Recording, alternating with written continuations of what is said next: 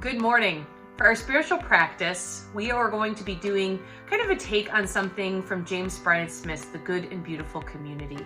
We are talking this series about finding God and seeing God in various spaces and places. And today we are talking about finding God in the workplace or in school or whatever space that it is that you're occupying on a regular basis. And so we're going to be doing a take on something that he calls the 2x4.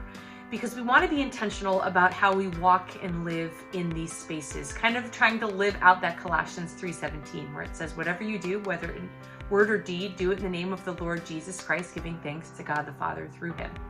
So in James Bryant Smith's 2x4, what he challenges us to do is to live differently in these spaces. And that 2 is spending 2 hours with God in the next week and then doing 4 acts of love and kindness out in those spaces. So what I'm going to tell you is I'm not going to put a limit on how many hours you spend with God or how many acts you do intentionally. But what I want us to spend some time thinking about this morning is being more attuned to God in those spaces. How is God speaking to us? Is he, bringing somebody in our minds to the surface that we can be loving and kind towards, or maybe who just needs a little encouragement and support? And again, I want to tell you, this is not about, for those of us who are raised in an evangelical setting, we may have heard this is an opportunity to let your light shine so that you can then introduce people to Jesus, right? It was kind of an evangelical, get people to believe Jesus kind of mission. And so I think it's really important as I say that, that's not our end game.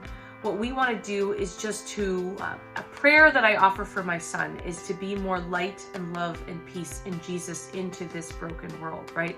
To show people that they have love and value from God. And again, it's not an end game to get people saved, but again, it's the act of loving for us, an act of loving God and loving our neighbor.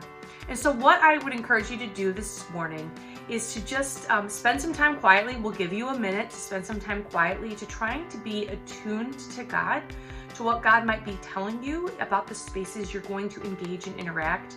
Is there somebody that comes to mind who you can do one of these acts of love and kindness towards to show them that they are loved and valued, not only by you, but by God?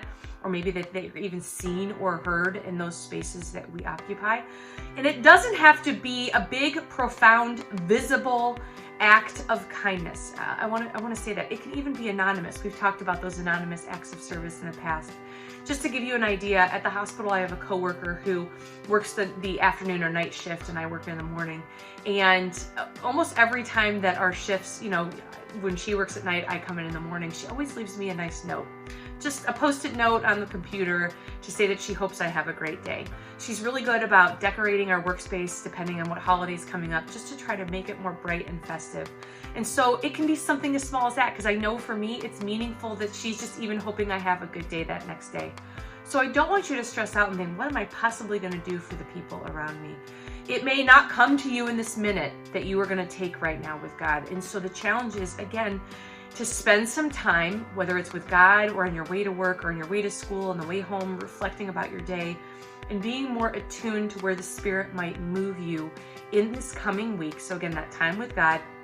And then what are those acts of love and kindness that you can do in those work or school or whatever spaces it may be this week to, again, bring more light and love and peace and Jesus into the world around you, right? So that people are experiencing God in those spaces, or even the fact that they're feeling seen and heard and cared about and loved. So take some time now, again, quietly center down, kind of like we do at the beginning of our meetings for worship, and just ask God, who is it that I can be caring for in these spaces this week? I hope this is fun for you.